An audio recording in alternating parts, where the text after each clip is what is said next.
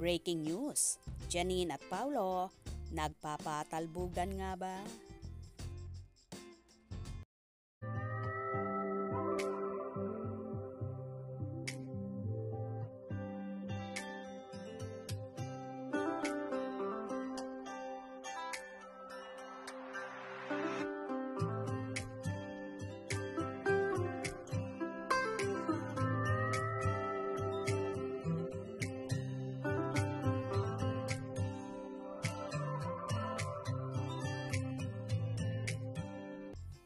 Kung ang kapamilya actress na si Janine Gutierrez ay busy sa pagbabandera ng kanyang napakagandang katawan sa social media, abay hindi rin naman patatalo itong ex-nobyong si Paulo Avellino na ibinandera din ang kagwapuhan ng aktor.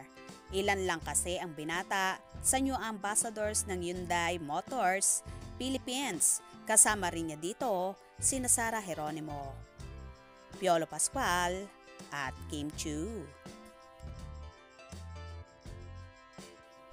Nagbahagi nga ng ilang larawan ang Hyundai Motors kung saan ipinakilala na ang mga bagong ambassadors.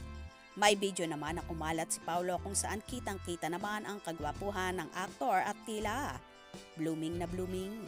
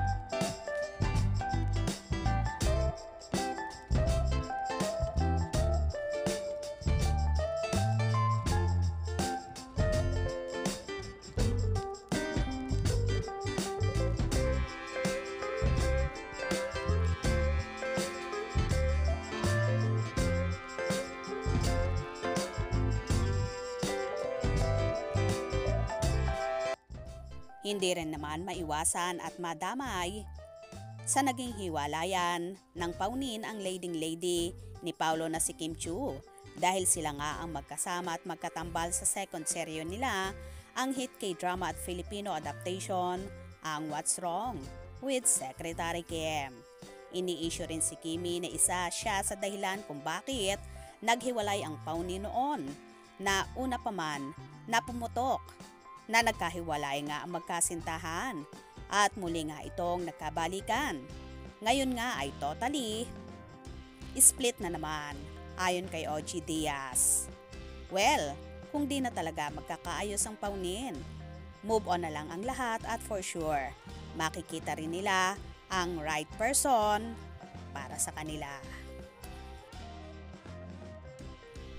Kaya naman tumutok at wag na wag pahuhuli sa mga maiinit na kaganapan, especially sa paunin updates.